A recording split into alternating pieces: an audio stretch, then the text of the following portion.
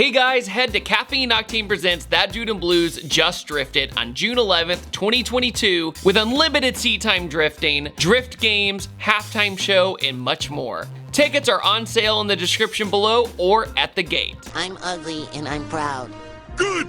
Say it louder. I'm ugly and I'm proud. Mitsubishi has completely dropped the ball when it comes to making cars. But at one point, Mitsubishi was dominating in the tuner scene. But when I think of peak Mitsubishi, of course I think of the Evo, but I definitely think of the Eclipse. And the Eclipse is nearly impossible to find in good condition, but today we are driving one with only 70,000 miles. And this was my dream car as a kid. Sometimes you're not supposed to meet your heroes. So what's it like driving a bone stock Mitsubishi Eclipse 2G? Let's go for a drive and find out.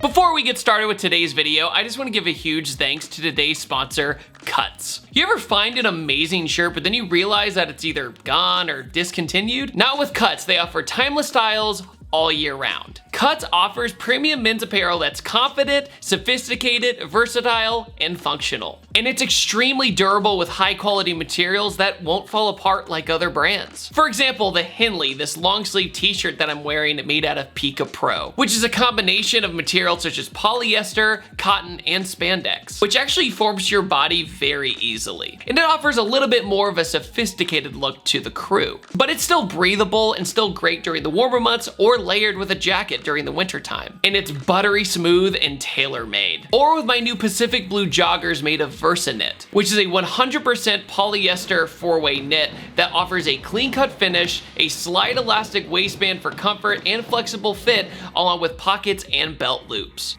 I freaking love these joggers. They're amazing for moving around. So comfortable.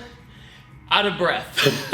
And Cuts clothing is meticulously crafted to have a premium wearing experience. You have the perfect style for your needs. Everything from a crew shirt, a V-neck, a hoodie, or even seasonal colors. I love wearing Cuts at the office, but especially when I'm traveling. I fly almost every single week, and with Cuts, it pretty much checks all the boxes of being comfortable and being stylish at the same time. You look great, you feel confident. I mean, even check out Gustavo Menezes in this extreme condition, drifting his Porsche in the snow, wearing solely Cuts gear in comfort and style. With its durability, he had nothing to worry about. Cuts is the only shirt worth wearing. Head over to cuts.team/thatdudeinblue to get 15% off everything. That's cuts.team/thatdudeinblue. So feel comfortable, feel confident, and head over to Cuts today. Let me tell you that I never in my lifetime thought I would drive a DSM this nice. Can you introduce yourself? My name is William Leposki.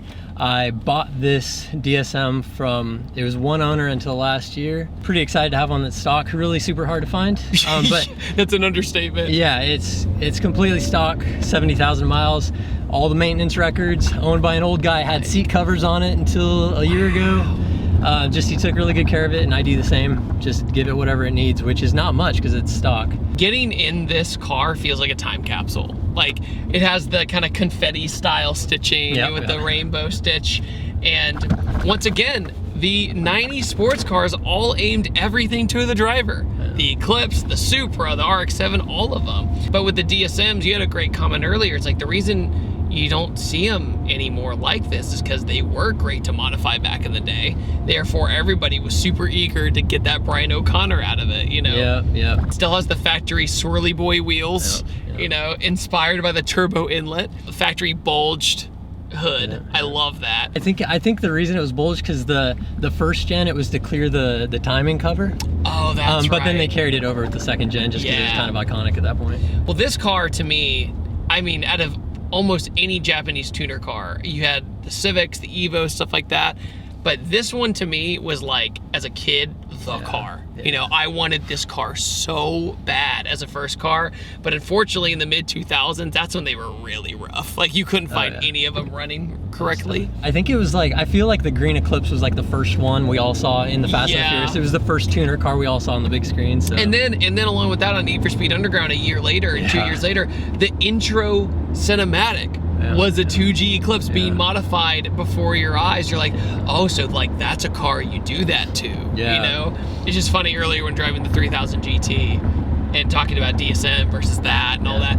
Mitsubishi was just on it. They were such a contender back then, you know, and it's so tragic to see what's happened. Yeah, I think, I mean, the Japanese had a lot of money when these cars were being developed, and I think they really wanted to make products that were good. And they, you know, it wasn't maybe the highest, maybe the best decisions from a business perspective, and maybe that's why Mitsubishi isn't doing so hot now. But back then, it was some inspiring cars. You know, a lot of people wanted these. Yeah, I think a big part of it too is, there was more money in like building cranes and AC units. Oh, interesting. You know, because Mitsubishi built everything. I mean, I remember going to like a Circuit City or a Best Buy as a kid. Yes, Circuit City, old folk out there. And seeing a big screen Mitsubishi TV. You know, it was kind of like a weird vibe seeing that and then seeing a car drive by. You know, with I think it was like Mitsubishi Heavy Industries, and they also did the turbos and stuff for these, and it's like, it's kind of cool. It's kind of like Honeywell. You know, Honeywell with Garrett and everything else back in the day. Yeah, here we go. Oh yeah, eco tires. I have all the maintenance records on this car and stuff, and the turbo's never been touched, suspension's never been touched. Like it's very original. You said this is one owner? Yeah, so it's like, I love, you know, the idea of modifying cars and everything is super great, but when I saw this one, I was like, okay, I have to have it because it's perfect. Like you spend years trying to find one in this condition, and it was so perfect as a you know, OEM time capsule. I was like, okay, I'm keeping everything. Like factory floor mats, factory wheels, the battery. I put a new battery in it, and I had to get the exact spec. I wasn't gonna have some janky one that didn't fit in the battery box like well enough. I remember this car coming out, and I love the shape of it. It's this very elegant, like people might disagree, but I've always liked the long tail light and the wing on the back. And this is a GST for everybody who's watching. The GSXs are even harder to find. Like those are just really like barn finds everywhere pretty much. I can't believe how comfortable it is. Usually you're in a race seat or whatever. Like they really knew what they were doing. That's what's so tragic about it. It's so floaty. Yeah. Oh my God. It's comfortable. Oh, it feels good. Like, this thing pulls good. Yeah, it's the same as when it rolled off the factory line, I imagine. Because I've driven a first gen GSX, right? And I know that this engine in particular was a little bit more problematic because it had crank walk issues and stuff like that. So a lot of people, what they would do is delete the clutch switch, right? So they just turn it on. I've heard of that to prevent the crank walk. But the Evo 3 pretty much used the same engine as this did. And so I drove Evan Shanks' Evo recently, and you know that's all a little bit bigger of a turbo and all that. But this is in such a tiny package. It just feels so good because of how small it is. But you have some good room. You'd think you'd be really cramped in here, but you're a taller guy than me, and you're almost there. But well, if you didn't have the sunroof, it would give you a little more up here, of course. But factory exhaust, right? So this is. It's like adorable. Like this turbo is just like, let's go. It's just so funny because as soon as you chuck this thing a little bit around a corner, it starts doing this. You're just like, oh man. I think the GST, the front wheel drive version of the GSX, like this one is, I think it had a little softer suspension. So I kind of wanted it because it's better for driving around town, potholes, things like that. So what's really fascinating about the Ford G632 is its power band. It's like nothing, all of it. Nothing, all of it. So like as soon as you get on it and then it just really ramps up, it's really fantastic. This would have been a really good car to drive to teach somebody how to drive stick-in. I mean, the clutch is so light. Yeah, it's really nice. I drove a 911 after driving this one time, and of course, like the difference is night and day. Like this is really easy to daily drive if you want. The reaction to this thing has to be wild. Dude, people like lose their mind when you pull into like a Cars and Coffee or something. It's weird for the price point. It gets a lot of attention, right? Because you know I've driven you know a lot of cool cars and things, and this gets more attention than I think any of them really, just because it's so clean for being so old, you know. Right. Well, the plastics aren't cracked, right? The dash isn't a Grand Canyon, you know. Like this is crazy when you look at the air vents and it still has its 90s color. Like, you know, it still has that OEM gray and all that, and you're like, how is this? Oh, also air vents in the doors. That's also another thing. The S14 had this as well, but now DSMs are kind of it's almost like a bygone era. It's like really hard to find good information about it. Yeah, like on Bring a Trailer, they've never sold a GS-T up to this point in time. Really? Like there's not much inventory, and there's still a really good value turbo quasi JDM 90s Yeah, car. and also the steering input's pretty good. It has a pretty quick ratio, so it doesn't feel like some old car that's like, okay, you know, I'm still turning it and it's still not turning yet. Honestly, for being front wheel drive and the small tire setup and everything, it's a fun car to drive. I never really had a good imagination. There is a giant monster truck on the left. There you go. Texas. That little chew, like it's a little guy.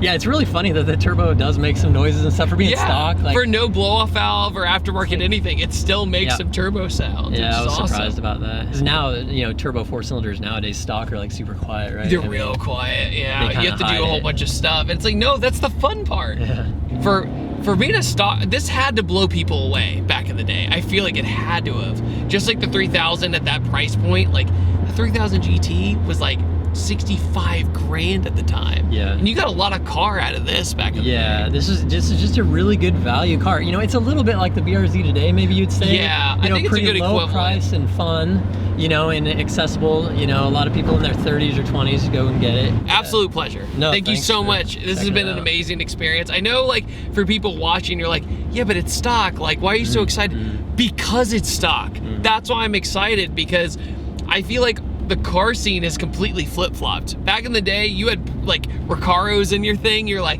hell yeah, that's amazing. But then you see a stock Eclipse, everybody's like, no way, you know, and that makes me so happy. But yeah, once again, how can anybody find you on social media or anything, or are you just like not about it? Yeah, you can search my name. I have a Twitter and things. It's William, and my last name is Lipovsky. And you can find me. At some point I'll sell this car. But for now it's just really fun to have a stock car. Those are buttons on the wheel, by the way. Yeah. Thank you all so much for watching. It's been a really fun video. I know it's very laid back, but we drove pretty good. It's a quiet car. It's a good time. But no, other than that, amazing time. So excited I got to do it. And I upload on Tuesdays, Thursdays, Sundays. See you guys next time. Take it easy. Goodbye.